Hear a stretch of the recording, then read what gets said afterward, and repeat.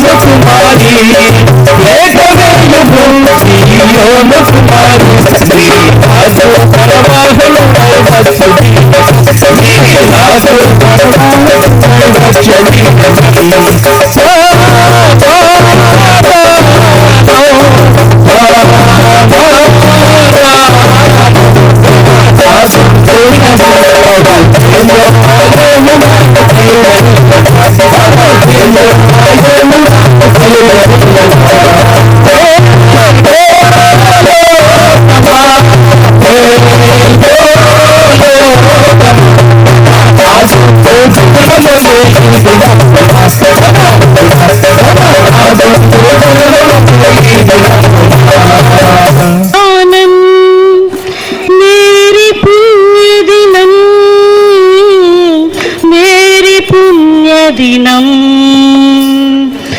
ఇది శుభోదయం క్రీస్తు జన్మదినం ఇది లోక కళ్యాణం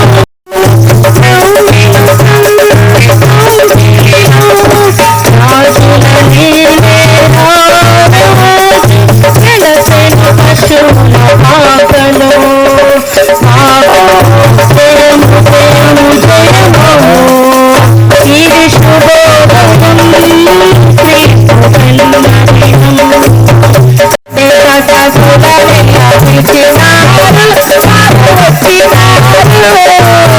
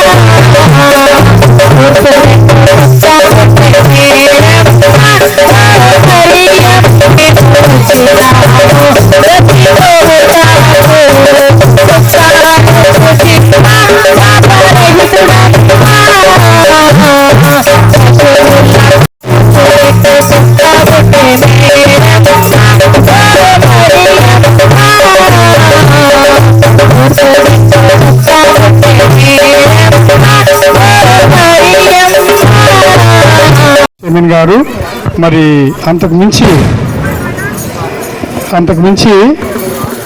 రెవెన్యూ సి సాల్మోన్ గోల్డ్ వారు, golden jubilee town church DC Babu గారు ప్లస్ పాస్టర్ గారు ఇద్దరు మంచి స్నేహితులు, నా గుడి స్నేహితులే.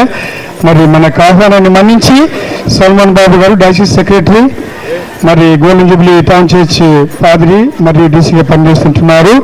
చాలా మరి దేవుని కృపను బట్టి ఎంతో మరి నైపుణ్యంతో సామర్థ్యంతో చర్చిని ఒక 3 నెలల మాసంలోనే ₹1 మరి వసూలు చేయించి సంఘంతో బ్రహ్మాండంగా చర్చిని పొడిగించాడు.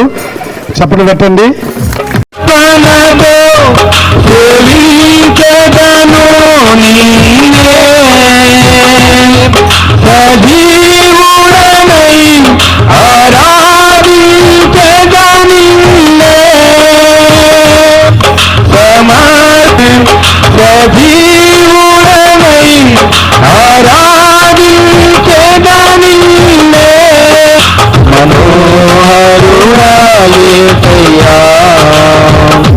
నీవు చూపిన ప్రేమను నీ మరువను ఏ స్థితిలోనై. అత్యంత కృప కనికరం గల దేవా, మా ప్రియ పరలోకపు తండ్రి, పరిశుద్ధుడా, స్తుతులకు పాత్రుడా, స్తోత్రార్హుడా, నీకే వందనాలయ్యా. ఎక్కడ 2-3 కూడి నా నామమున ప్రార్థన చేయుదురో అక్కడ నేను ఉంటానన్నావు. ఇదిగో ప్రభువా, రామేశ్వరం సంఘం తండ్రి నీ యొక్క జన్మదిన సందర్భంగా తండ్రి యొక్క క్యాండిల్ సర్వీస్ను కండక్ట్ చేసి ఉంటున్నారు స్థానిక సంఘ గురువులు. సంఘం అంతా కూడా ఎంతో ఆశతో దేవుని యొక్క దీవెనలు పొందుకోవాలన్న ఆశతో ఇక్కడికి చేరుకున్నారు. ప్రభు దేవా, నీ యొక్క సన్నిధిని మాతో ఉంచుమని అడుగుచున్నాం. దేవా, ఈ ప్రాంగణంలో చేరుకున్న ప్రతి బిడ్డ మీద నీ యొక్క పరిశుద్ధాత్మను కుమ్మరించమని అడుగుచున్నాం. దేవా, యొక్క క్రొవ్వొత్తుల ఆరాధనలో ప్రభువా మీరు మా మధ్యలోనికి రావాలని అడుగుచూ ఉంటున్నాం.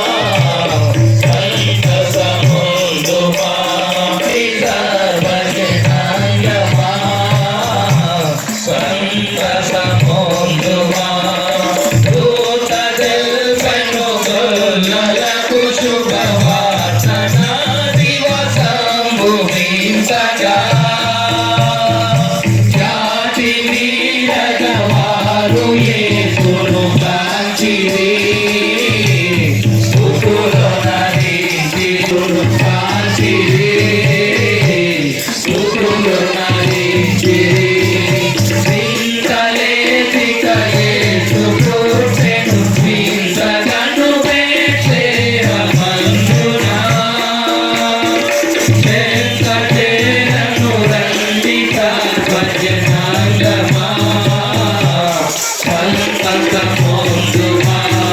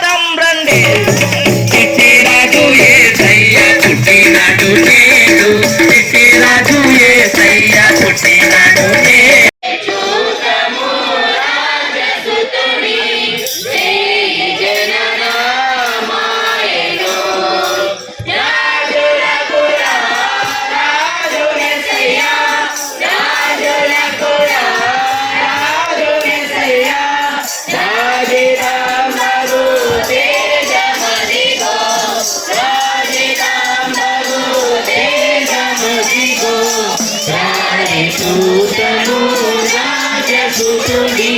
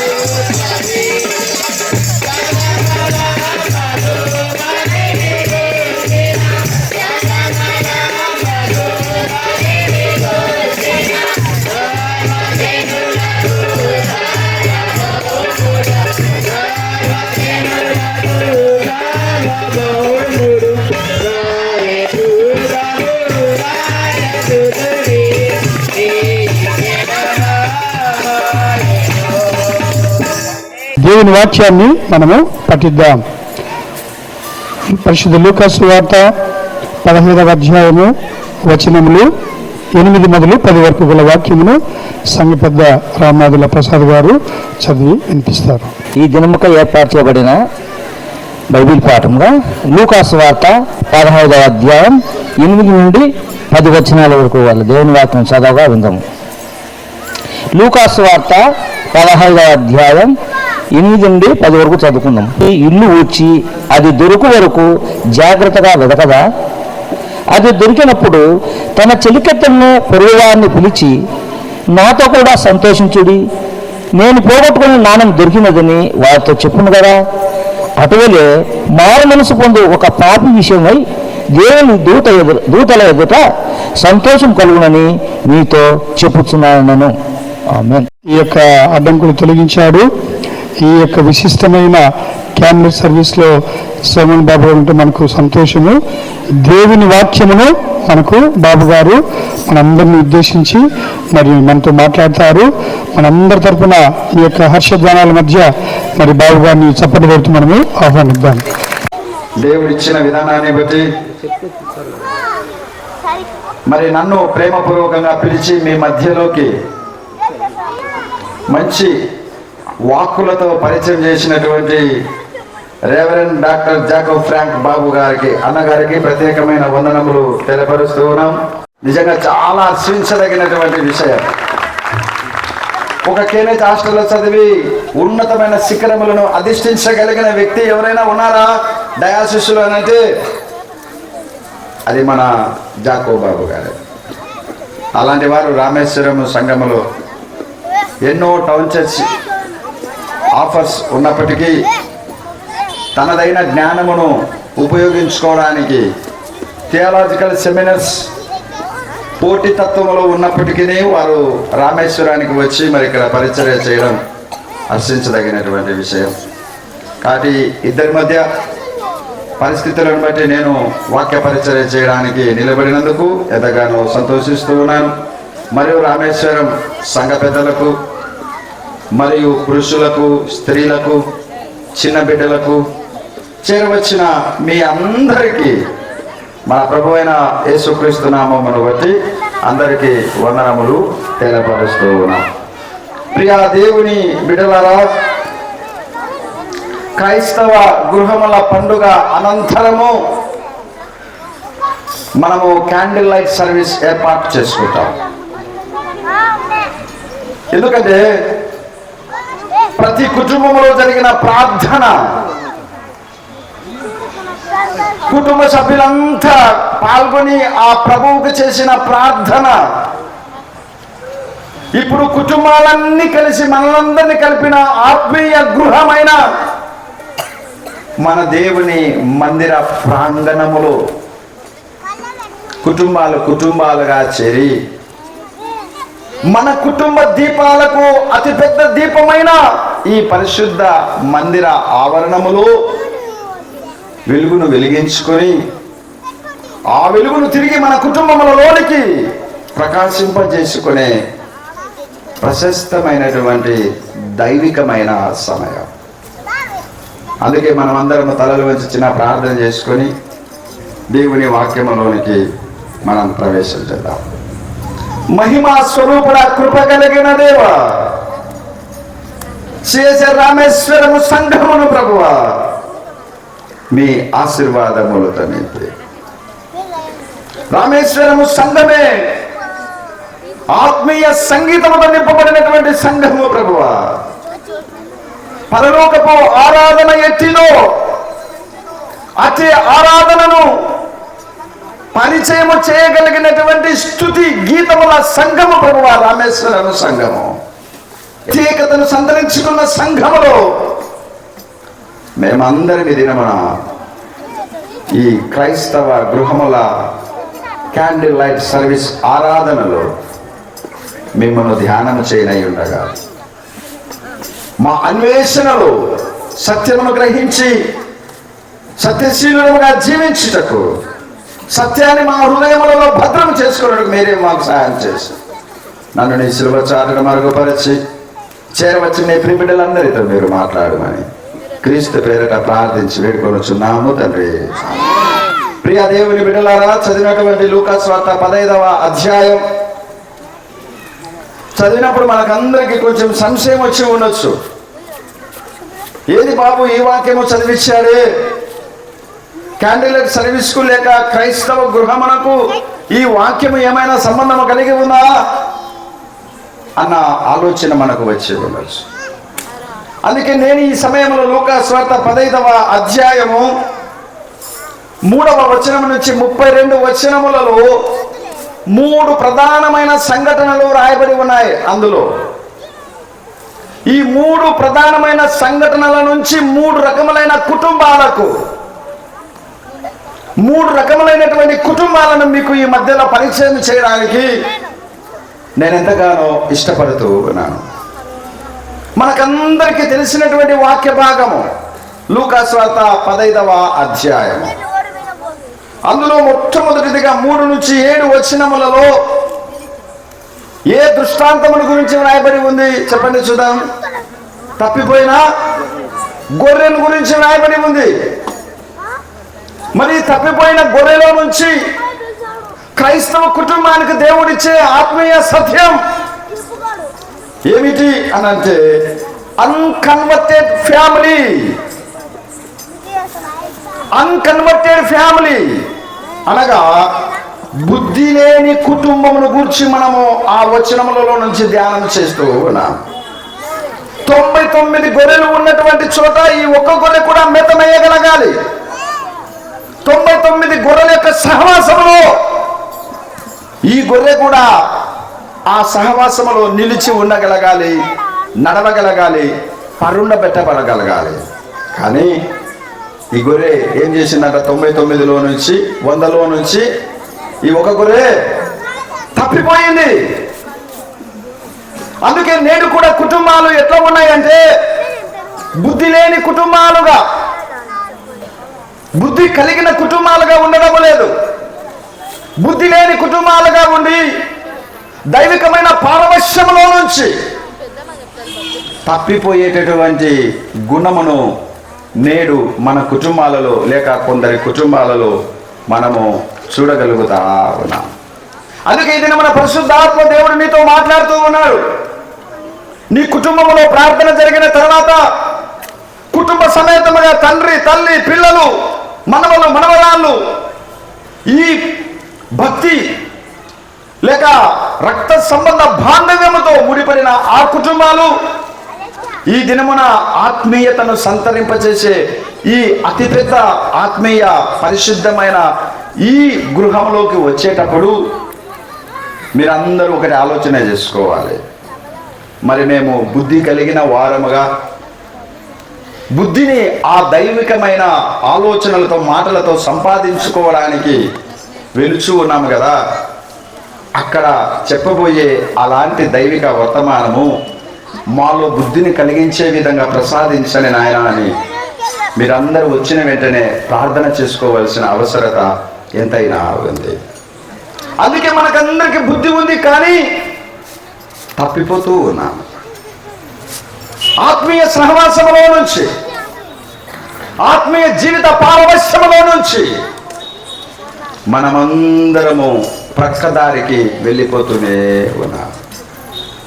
అందుకే ప్రభువు బుద్ధి లేక తప్పిపోతున్న కుటుంబాలకై అన్వేషణ చేయగలుగుతా ఉన్నాడు. ఈ ఆత్మీయ గృహం ఏ గృహం అయితే తప్పిపోతూ ఉందో, ఏ గృహం అయితే సరైన అవగాహన లేక తప్పిపోతూ ఉందో, అలాంటి కుటుంబాన్ని ఈ దినమున ఈ కుటుంబం ఆహ్వానిస్తూ ఉంది. నా ప్రియ కుటుంబమా, నా ప్రియ దేవుని బిడ్డలారా, రండి, ఆత్మీయ గృహంలోకి రండి అని ప్రతి కుటుంబాన్ని ప్రభువు ఈ ఆత్మీయ గృహంలో వెలిగించబడిన వెలుగుతో బుద్ధి లేక తప్పిపోతూ ఉన్న కుటుంబాలు సైతం వెలిగించబడాలి అన్నది ఈ దిన మన పరిశుద్ధాత్మ దేవుడు మన అందరితో మాట్లాడుతూ ఉన్నాడు. మరి ఎందుకు బుద్ధి లేని కుటుంబాలుగా నిలబడుతూ ఉన్నారు? కొన్ని కుటుంబాలు ఎలాంటి లక్షణాలు ఉంటే బుద్ధి లేని కుటుంబాలుగా సమాజంలో పేరు గడించగలుగుతాం? ఆలోచన చేద్దాం ఈ సమయంలో. నిజంగా మన కుటుంబము బుద్ధి కలిగి ఉన్నతమైన దశకు చేర్చబడతా ఉంటే పరిశుద్ధాత్మ దేవునికి ఎంతో సంతోషం.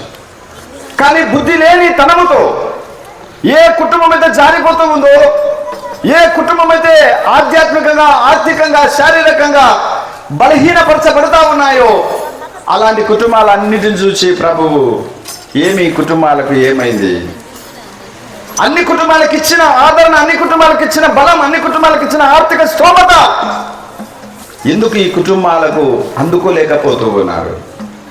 ఎందుకు బుద్ధి లేని కుటుంబాలు అన్కన్వర్టెడ్ ఫ్యామిలీగా ఎందుకు ఉన్నాయి? ఇంకా ఈనాటి ఈ కంప్యూటర్ యుగంలో కూడా ఏంటి వారిలో ఉన్న లక్షణాలు అనంటే, మొట్టమొదటిదిగా ఇలాంటి బుద్ధి లేని కుటుంబాలు ఈ విధమైన లక్షణాలతో జీవించడానికి మొట్టమొదటి కారణం ఏమిటంటే మొరటుతనము. ఏంటట? బుద్ధి లేని కుటుంబాలలో ఉండే మొదటి లక్షణము అందరూ చెప్పాలి. ఏంటట? మొరటుతనం. చదువు లేని వ్యక్తి మొరటువాడు కాదు. చదువు ఉండగలిగి, జ్ఞానం ఉండగలిగి, చక్కగా ఆలోచించగలిగిన శక్తి సామర్థ్యం ఉన్నప్పటికీ కూడా తన యొక్క జీవన విధానములో మొట్టుతనమును ఏ వ్యక్తి అయితే ప్రదర్శించగలుగుతాడో అలాంటి వ్యక్తియే మొరటువాడు. అందుకే కొందరి గురించి చెప్తూ ఉంటారు, వీడు చదువుకున్న మొరటోడు, ఈ అక్క చదువుకున్న మొరటుది. ఇలాంటి లక్షణము ఉంది కాబట్టి అన్కన్వర్టెడ్ ఫ్యామిలీకి మనం వెళ్ళిపోతూ ఉన్నాం. పరిశుద్ధ గ్రంథములో కూడా సమూయేలు మొదటి గ్రంథం 25వ వచనములో మనం చూడగలిగితే ఎంతో ఐశ్వర్యవంతుడు, బాగా బహుబలము కలిగినటువంటి వ్యక్తి, రూపసి అయిన భార్యను పొందగలిగినటువంటి వ్యక్తి. అలాంటి వ్యక్తిలో ఎలాంటి గుణం ఉందంటున్నాడు దేవుని వాక్యము ద్వారా? నాబాలు ఏమంటుంది వాక్యము? మొరటోడు, మొరటువాడు. ఈ మొరటువానితో భార్య మాత్రం చక్కగా సంసారం చేయగలుగుతూనే ఉంది. ధనం ఉంది, కుటుంబ స్థితి బాగుంది. అయినా కూడా మొరటుతనముతో ఈ వ్యక్తి పలికిన మాటలను 10వ వచనములో ఏమంటూ ఉన్నారంటే, దావీదు ఎవర్రా అని అంటా ఉన్నాడు. దావీదు గురించి తెలియదా? ఒకప్పుడు ఇతని యొక్క నాబాలు యొక్క గొర్రెల యొక్క బొచ్చు కత్తిరించేటటువంటి వారికి సహాయం చేసిన వ్యక్తి దావీదు. దావీదు చేత మేలు పొందినటువంటి వ్యక్తి నాబాలు. కానీ దావీదు సహాయం కోరేసరికి ఏ విధంగా మాట్లాడుతున్నాడంటే, దావీదు ఎవడు, ఎస్ఐ ఎవడు, దావీదుకు నేనెందుకు సహాయం చేయాలి? ఈ విధమైన మాటలు ఇతని నుంచి వస్తూ ఉన్నాయంటే ఈ వ్యక్తిలో ఉన్నటువంటి మొదటి లక్షణము ఏమంటూ ఉన్నాం? మొరటుతనం. అందుకే ఈ దినమున ఈ పరిశుద్ధమైన గృహంలో ప్రవేశించిన నీవు ఇందులో వెలిగించబడిన వెలుగుతో నీలో ఉన్న మొట్టుతనాన్ని తొలగించుకోవాలి. మొట్టుతనం ఇంకా దైవ సన్నిధిలోకి మనము ప్రవేశం చేయకూడదు. ఆత్మీయ జ్ఞాన సంపన్నులముగా ఈ పరిశుద్ధ ప్రాంగణములోకి మనం ప్రవేశించగలిసిన అవసరత ఎంతైనా ఉంది. రెండవ లక్షణం, అన్కన్వర్టెడ్ ఫ్యామిలీలో ఉండే మొదటి లక్షణం మొట్టుతనం. అన్కన్వర్టెడ్ ఫ్యామిలీలో ఉండే రెండవ లక్షణం ఏమిటంటే అత్యాశ. ఏంటంటే రెండవ లక్షణము అత్యాశ. నిజమే, నీ కుటుంబంలో అత్యాశ ఉన్నా, ఆశ ఉండొచ్చు, కానీ అత్యాశ ఉండకూడదు. ఆశించడము వరకు మంచిదే. అత్యాశతో ఏదో అందుకోవాలి, ఏదో పొందుకోవాలి, ఉన్నట్టుండి నా కుటుంబ స్థితి మార్చబడాలి అన్నటువంటి ఈ అత్యాశ నీ కుటుంబంలో గనక ఉండగలిగితే నీ కుటుంబము ఎక్కి రావడానికి అవకాశములు తక్కువగా ఉంటాయన్న సత్యాన్ని మనం చూడగలుగుతా ఉన్నాం. రాజులు మొదటి గ్రంథం 21వ అధ్యాయం 4వ వచనములో ఆహాబు రాజు వ్యక్తి, హోదాతో ఏదైనా చేయగలిగినటువంటి వ్యక్తి, కానీ తన పొరుగువానిదగు ద్రాక్ష తోటను ఆశిస్తూ ఉన్నారు. తనకున్నది చాలక, తనకున్న దానితో తృప్తికరమైన జీవితమును పాటించలేక ఏం చేస్తూ ఉన్నాడు? ఆ నాబోతు యొక్క ద్రాక్ష తోటను ఆశిస్తూ ఉన్నాడు. మరి భార్య యెజబెల్ వచ్చింది. ఈ అత్యాశ ఆహాబు రాజును ఏం చేసింది అని అంటే మూతి ముడుచుకునే విధంగా చేయగలిగింది, అన్నము భుజించలేకుండా చేయగలిగింది. ఏంటండి నువ్వు ఇలా ఉన్నావు, నువ్వేంటి రాజువా మామూలు మనిషివా? ఒకవేళ ఆమె సర్ది చెప్పడానికి అవకాశం ఉంది. మనకెందుకని, మనకు సమస్తము ఉన్నాయి. ఆ పేదవాని యొక్క పొలం మనకెందుకు, ఆ ద్రాక్ష తోట మనకెందుకు? అవసరమైతే ఎన్నో ద్రాక్ష తోటలు కొనగలిగిన శక్తి సామర్థ్యం ఉంది మనకు. ఆ చిన్నవాని యొక్క ద్రాక్ష తోట మనకెందుకని సర్దాలి భార్య. కానీ భర్తను సముదాయించుకోవడానికి, భర్త యొక్క అత్యాశను నెరవేర్చడానికి ఆమె ముందుకు వచ్చి తప్పుడు నిర్ణయాలతో, తప్పుడు సాక్ష్యములతో ఆ వ్యక్తిని చంపించి భర్తలో ఉన్న అత్యాశకు తాను కూడా ఒక సభికురాలుగా మారిపోతూ ఉంది. అందుకే దేవుడు ప్రవక్త ద్వారా మాట్లాడాడు, రేపు ఈ వేళకు నీవు చనిపోతావమ్మా, రేపు ఈ వేళకు కుక్కలు వచ్చి నీ రక్తమును నాకగలుగుతాయి. నిజమే, అత్యాశ మనలో ఎప్పటికీ ఉండకూడదు. ఉన్నదానితో తృప్తి చెంది, ఉన్నదానితో సరిపెట్టుకోగలిగే, ఉన్నదానితో సమృద్ధికరంగా జీవించగలిగే అతి కుటుంబముగా ఉంచుకోవడానికి ప్రయత్నం చేయాలి దేవుని బిడ్డలారా. అందుకే అన్కన్వర్టెడ్ ఫ్యామిలీలో ఎన్ని లక్షణాలు ఉన్నాయని చెప్పాను? 2 లక్షణాలు ఉన్నాయి. అందులో మొదటిది మొరటుతనం. అందరు చెప్పాలి. తప్పిపోయిన కుటుంబాలలో, బుద్ధి లేని కుటుంబాలలో ఏముంటుంది? మొట్టమొదటి లక్షణము మొరటుతనం. రెండవ లక్షణం ఏముంటుంది? అత్యాశ ఉంటుంది. మూడవ లక్షణం దుష్ట సాంగత్యము, చెడు సహవాసం. ఎందుకంటే బుద్ధి లేని కుటుంబాల జాబితాలోకి నీ కుటుంబము చేర్చబడితే దుష్ట సాంగత్యముతో మరి సమస్తమును పోగొట్టుకునేటటువంటి పరిస్థితులలో మనము ఉంచబడతా ఉంటాం. అందుకే ఈ సమయమున నీ కుటుంబం బుద్ధి కలిగిన కుటుంబముగా ఉండాలి తప్ప బుద్ధి లేని కుటుంబముగా ఎన్నడూ కూడా ఉండకూడదు. లూకాసు వార్త 2వ కుటుంబాన్ని గురించి మనం ఆలోచిద్దాం. 15వ అధ్యాయం 8 నుంచి 10 వచనములలో ఏ దృష్టాంతం రాయబడింది? పోగొట్టుకొనిన ఒక వెండి నాణ్యం. ఈ దృష్టాంతంలో నుంచి దేవుడు మనకు బయలుపరిచే 2వ కుటుంబం అన్కాన్షియస్ ఫ్యామిలీ. మొదటి ఫ్యామిలీ ఏమని చెప్పాను? Unconverted family. మీకు అందరికీ దినమున కంఠపాఠం రాగలగాలి. క్యాండిల్ లైట్ సర్వీస్ దినమున నువ్వు నేర్చుకున్న 3 కుటుంబాల యొక్క పరిస్థితులు ఏంటంటే ఆ 3 కుటుంబాలు నీకు కంఠపాఠముగా రాగలగాలి. అప్పుడే నీ కుటుంబ స్థితిగతులు నీ వశములో ఉండడానికి అవకాశం ఉంటుంది. అప్పుడే నీ కుటుంబాన్ని చక్కగా పరిపాలించుకోవడానికి నీకు శక్తి సామర్థ్యము అన్నటువంటిది నీ గుప్పిలిలోకి వచ్చేటటువంటి అవకాశం ఉంది దేవుని బిడ్డలారా. అందుకే 2వ ఫ్యామిలీ అన్కాన్షియస్ ఫ్యామిలీ. ఈమె యొక్క మెడలో 10 వెండి నాణెముల పచ్చడ. భారతదేశ సంప్రదాయంలో ఈ ఏ విధంగా మంగళసూత్రమునకు ఈ యొక్క నల్లపూసల దండను ఏర్పాటు చేసుకుంటే ఒక వివాహమైనటువంటి స్త్రీగా గుర్తింపు ఉంటుందో, అదేవిధంగా యూద సాంప్రదాయంలో వివాహమైన స్త్రీకి 10 వెండి నాణెముల పట్టెడ మెడలో ధరించగలిగితే ఈమె వివాహితురాలు. అలాంటి వివాహితురాలు యొక్క మెడలో నుంచి ఆ 10 వెండి నాణెముల యొక్క పట్టెడ దండలో నుంచి ఒక వెండి నాణెము ఏమైందట? పోగొట్టుకుంటూ ఉంది. అంటే అన్కాన్షియస్ లో ఆమె జీవితము గడపగలుగుతా ఉంది.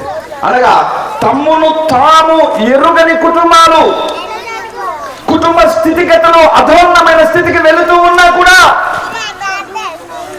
అన్కాన్షియస్ లోనే మనుషులు జీవించగలుగుతా ఉన్నారు. నీ జీవితం ఎటుపోతుందో ఏమి గుర్తించలేని జీవితమే అన్కాన్షియస్. నీ ఆత్మీయ స్థితిని ఏమాత్రము అర్థం చేసుకోలేని జీవితమే.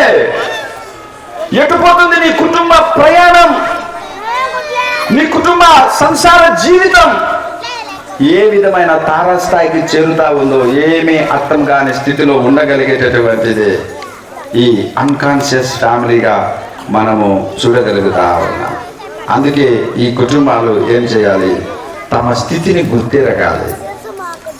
తమ యొక్క కష్ట నష్టములను గుర్తించాలి. తమ దీపమును వెలిగించుకోవాలి. తమ ఇల్లును ఊడ్చుకోగలగాలి.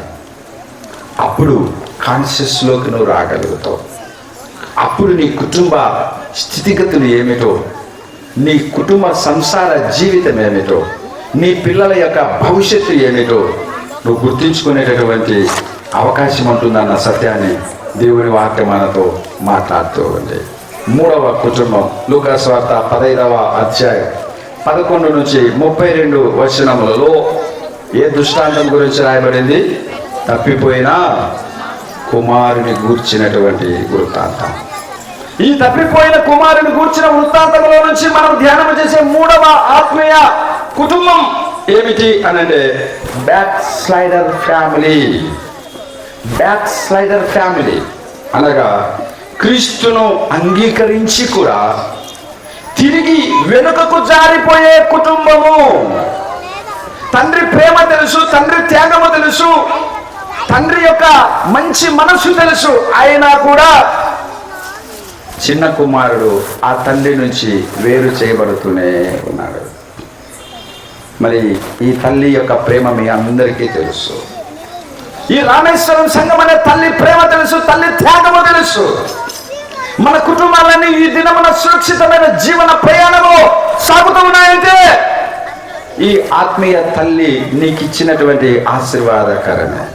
అయినా ఇలాంటి ఆశీర్వాదకరమైన తల్లి అనే సంఘములో నుంచి తప్పిపోయే కుటుంబాలే బ్యాక్ స్లైడర్ ఫ్యామిలీలు. అందుకే దేవుని బిడ్డలారా, ఎందుకు తప్పిపోతూ ఉన్నారు మరి ఇలాంటి కుటుంబములు? అంటే ఒకటి స్వభావం మంచిది కాదు, మనిషి యొక్క స్వభావం. రెండవ కారణం సెల్ఫ్ కాన్ఫిడెన్స్, స్వాతిశయం. నన్ను మించిన వాడెవడు, నాకు పోటీ అయిన వాడెవడు, నా మాటకు ఎదురు చెప్పేవాడెవడు, ఇలాంటి సెల్ఫ్ కాన్ఫిడెన్స్ మనిషికి ఎక్కువైపోతా ఉంది. మూడవ కారణం సచిత్రం, అనగా సెల్ఫ్ విల్ అన్నటువంటిది మనిషిలో ఎక్కువగా ఉంటా ఉంది. అందుకే ఇలాంటి కారణాల చేత మనిషి తప్పిపోతూ ఉన్నాడు, మళ్ళీ తిరిగి ఆ దైవికమైన ప్రేమకు రాగలుగుతా ఉన్నాడు. కాబట్టి ప్రియ దేవుని బిడ్డలారా, ఈ 3 కుటుంబాలు ఈ దినమున దీపం వెలిగించబడాలి. బుద్ధి లేని కుటుంబాలు, తమ స్థితిని ఎరుగని కుటుంబాలు, వెనుకకు తిరిగి తప్పిపోతున్న కుటుంబాలన్నిటికీ ఏం కావాలి? వాక్యమనే దీపం కావాలి. ఈ దినమున ఇక్కడ వెలిగించబడే వాక్యమనే దీపము చేత ఇలాంటి కుటుంబాలన్నీ కూడా వెలిగించుకోవడానికి ప్రయత్నము చేయగలిగేదే ఈ క్యాండిల్ లైట్ సర్వీస్. యెరూషలేములో ఒక పెద్ద దీపం వెలిగిస్తారు క్యాండిల్ లైట్ సర్వీస్ రోజు.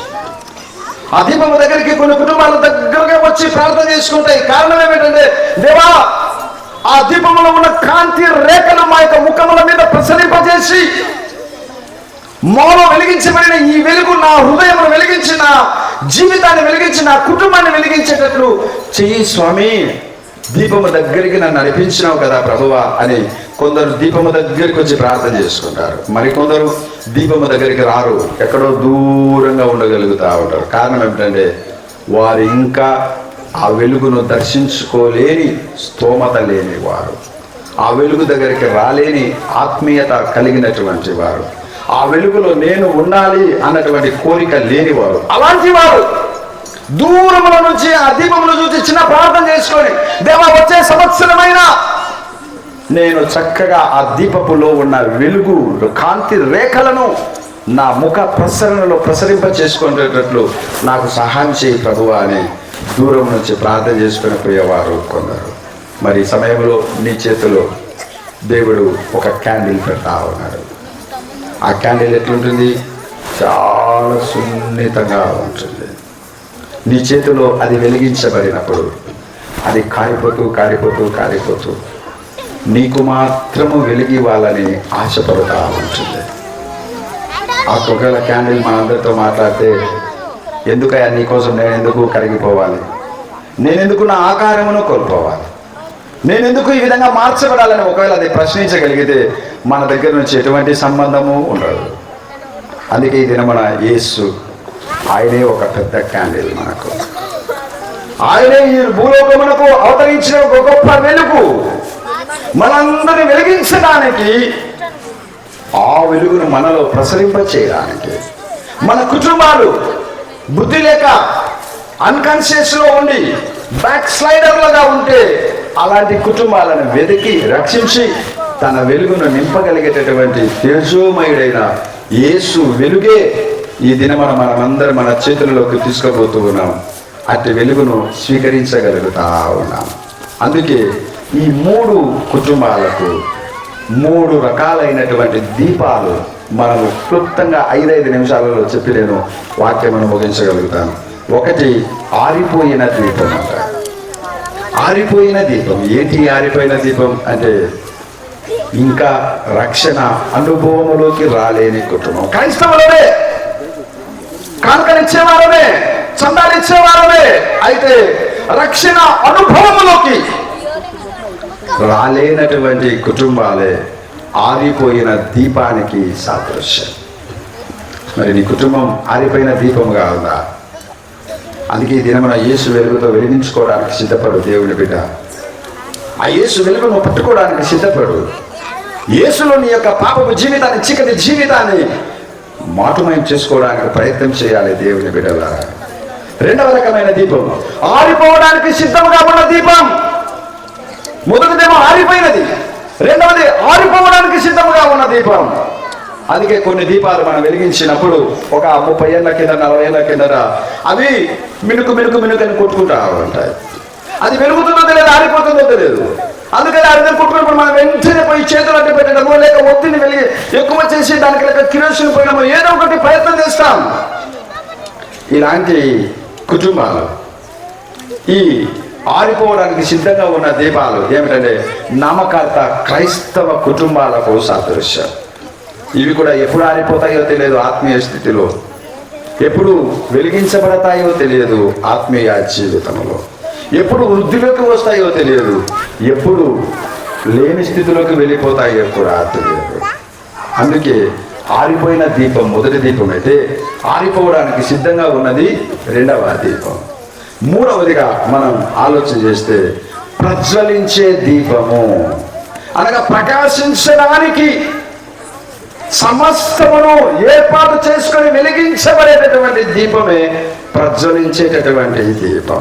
ఈ దీపం కష్టములను సైతము నష్టములను సైతము భరించగలిగినటువంటిది, వెలిగించబడడానికి సిద్ధపడేటటువంటి దీపం. అందుకే నువ్వు ఈ సమయంలో ప్రజ్వలించే దీపముగా ఉండగలగాలి. నీలో ఉన్న వెలుగును నీ ఇతర కుటుంబాలకు ప్రసరింప చేయగలిగిన దీపములాగా ఉండగలగాలి. అందుకే వాక్యం అంటుంది, దేవుడు నరునిలో ఆత్మ పెట్టినటువంటిది దీపము. ఆ దీపం వెలిగించబడాలి, అది ఇతరులకు వెలుగును అందించగలగాలి. కాబట్టి ప్రియ దేవుని బిడ్డలారా, 3 కుటుంబాలలో 3 రకాలైన దీపములను మనం చూసాం. ఇలాంటి కుటుంబాలు ఆరిపోవడానికి సిద్ధముగా కాకుండా ప్రజ్వలించేటటువంటి కుటుంబాలుగా ఉండి ఆ దేవుని ఆశీర్వాదాలు పొందాలని తండ్రి కుమార పరిశుద్ధ ఆత్మదేవుడు కొద్ది వాక్యం ద్వారా మనతో మాట్లాడుతున్నారు. అటు కృప ఆ ప్రభు ఇప్పుడు ఎల్లప్పుడూ మనకందరికీ అనుగ్రహించును గాక. Unconverted family. Number 2 unconscious family. చెప్పండి. మూడవ కుటుంబము బ్యాక్ సైడింగ్ ఫ్యామిలీ. నిజంగా ఈ సమకాలీన ఆధ్యాత్మిక జీవితములలో ఈ 3 మాదిరి కుటుంబాలను మనము మన కళ్ళ ముందు చూస్తూనే ఉన్నాము.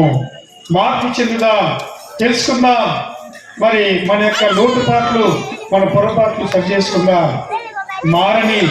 మార్పు చెందని పరివర్తన చెందని కుటుంబములారా, మరి ఇంకా అన్కాన్షియస్ అజ్ఞానంలో స్పృహ లేని మందమతి కుటుంబములారా, మరి మూడవదిగా మంచి బ్యాక్ సైడర్స్ అంటే కొన్ని రోజులు బాగా నడుస్తారు, మధ్యలో డ్రాప్ అవుతారు, రక్షణ అనుభవంలోనికి రాలేని మరి మన కుటుంబాలు.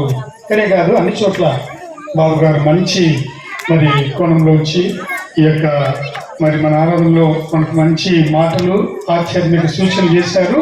చెప్పదగ్గ బాబు గారికి థ్యాంక్ యూ బాబు గారు. సంఘ పెద్దలు వెనుక ఉంటున్నారు. మేడిగ మోషే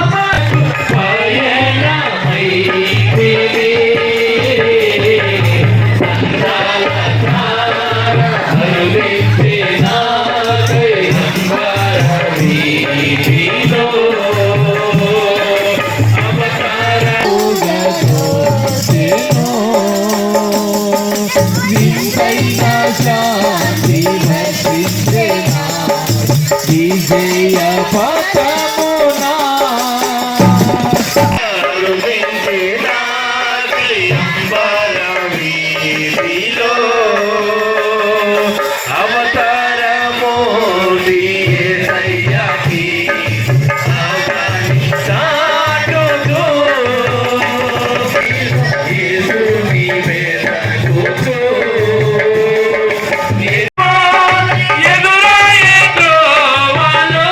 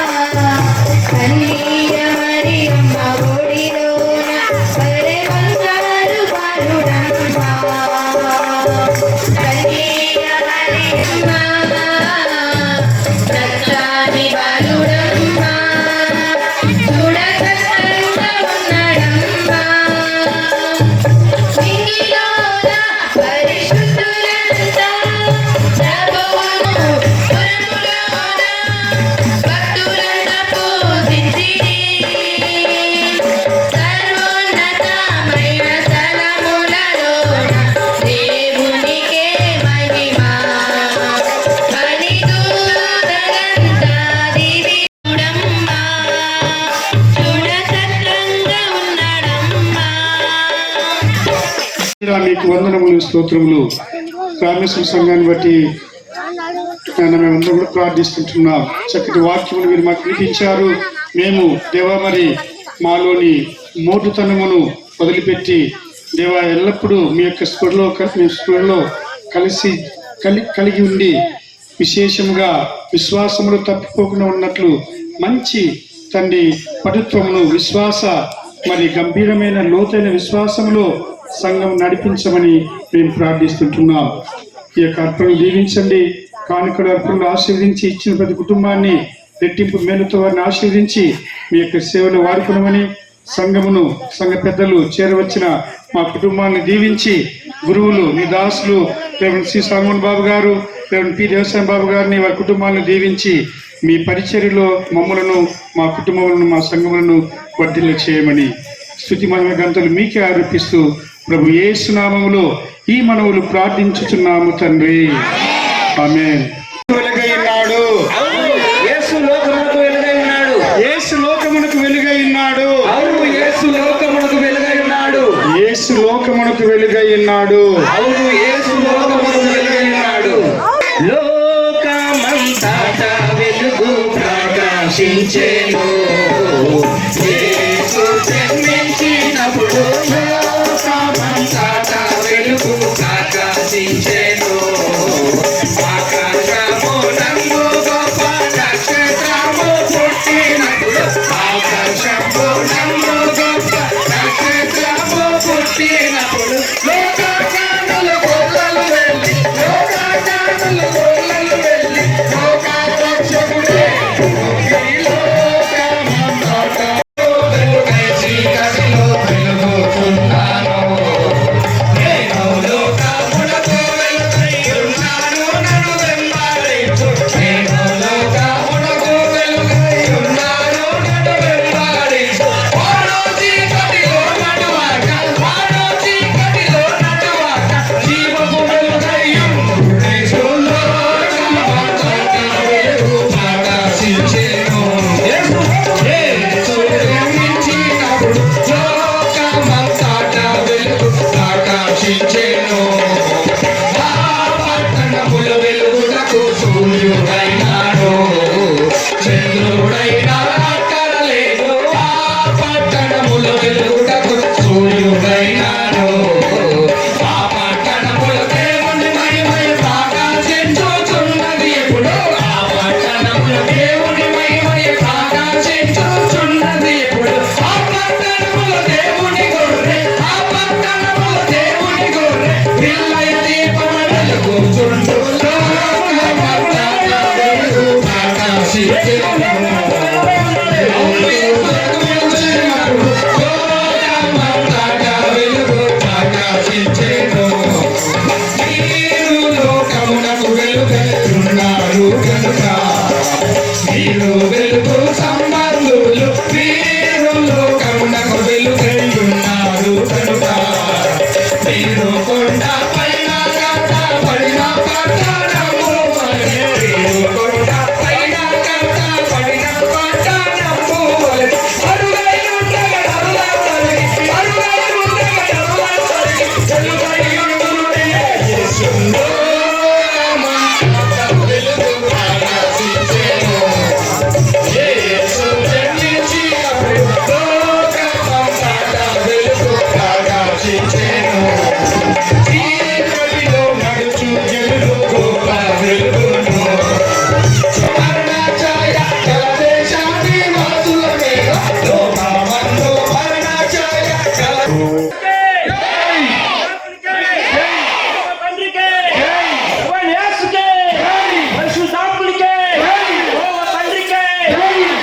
చిన్న చివరి ప్రార్థన ఆశీర్వాదంతో తీసుకుందాం. దేవసాయం బాబు గారు ప్రార్థన చేస్తారు, మరి సల్మోన్ బాబు గారు ఆశీర్వాదం ఇస్తారు. నేను ఆశీర్వాదం ఇస్తాను. దేవసాయం బాబు గారు ప్రార్థన చేస్తారు. చివరి ప్రార్థన. సకల ఆశీర్వాదములకు కారణపుత్రుడా, మా ప్రియ పరలోకపు తండ్రి, మరి ఒక్కసారి నీ పాద సన్నిధి సమీపిస్తున్నాం. దేవా, రామేశ్వరం సంఘంలో ఇంతవరకు ఈ యొక్క ప్రవక్తుల ఆరాధనలో మీరు అధ్యక్షత వహించి మీ అధ్యక్షతన జరిగినటువంటి గంభీరమైనటువంటి ఆరాధన గంభీరమైనటువంటి ఉంటున్నారు. దేవాలయం అనేకులకు వెలుగునిచ్చేటువంటి వ్యక్తులుగా తీర్చుమని అడుగుతూ ఉంటున్నాం. దేవా కొండ పైన ఉన్నటువంటి పట్టణం అది మరుగై ఉండదు ప్రభువా. నీ ఆత్మ చేత నింపబడినటువంటి మా జీవితాలు క్రీస్తును ఎరుగని అన్యులకు ప్రభువా మా జీవితాలు ఎంతో ప్రయోజనకరంగా మార్గం చేస్తున్నారు. ఈ ప్రవక్తుల ఆరాధన ద్వారా నీ బిడ్డలపైన మెండైన దీవెనలు కుమ్మరించమని అడుగుతున్నాం. ఈ ఆరాధనలో పాల్గొన్న సంఘ పెద్దలను బట్టి ప్రభువా వారు చేసినటువంటి ఈ సర్వీస్ అంతటిని బట్టి కూడా నీకు స్తోత్రాలు చెల్లించుకుంటున్నాం. ఈ దేవుని మందిర ప్రాంగణంలో మరి ప్రభువా ఇంత ప్రజానికం ఇంతమంది దేవుని బిడ్డలు ఇక్కడ కూర్చొని దేవుని వాక్యాన్ని వినడానికి ప్రభువా ఎంతో అనుగుణంగా ఈ స్థలాన్ని తీర్చిదిద్దినటువంటి ఆ సంఘ పెద్దలను మీరు జ్ఞాపకం చేసుకోమని అడుగుతున్నాం. వారి కుటుంబాలను ఆశీర్వదించమని అడుగుతున్నాం. దేవా ఎంతో జాగ్రత్తగా భక్తి శ్రద్ధలతో విన్న వాక్యాన్ని నీ బిడ్డలు వారి హృదయాల్లో భద్రపరుచుకుని వాక్యానుసారంగా జీవించటకు కృపను చూపమని అడుగుతుంటున్నాం. ప్రత్యేకంగా స్థానిక సంఘ గురువులు రెవరెండ్ డాక్టర్ జాకబ్ బ్రైట్ గురువుల వారిని ఆయన కుటుంబాన్ని మీరు జ్ఞాపకం చేసుకోమని అడుగుతూ ఉంటున్నాం. దేవా తిరిగి మేమందరూ కలుసుకుని పర్యంతము మీ కృప మాతో ఉంచుమని యేసు పరిశుద్ధ నామంలో అడిగి వేడుకుంటున్నాం తండ్రి. మమ్మల్ని సోదరులైన తేక దుష్టుడి తప్పించుము. ఎందుకనగా రాజ్యము శక్తియు మహిమ నిరంతరము నీవైనావు స్వామి. ఆమేన్. మన ప్రభు అయిన యేసు క్రీస్తు కృప, తండ్రి అయిన దేవుని ప్రేమ, పరిశుద్ధాత్మ అన్య సహవాసము కూడి వచ్చిన మీకును మీ కుటుంబములకు, మన సంఘమంతటికి, దైవ దాసులకు వారి కుటుంబములకు, సంఘ పెద్దలకు, అతిథులకు, సంఘమంతటికి ఆమేన్.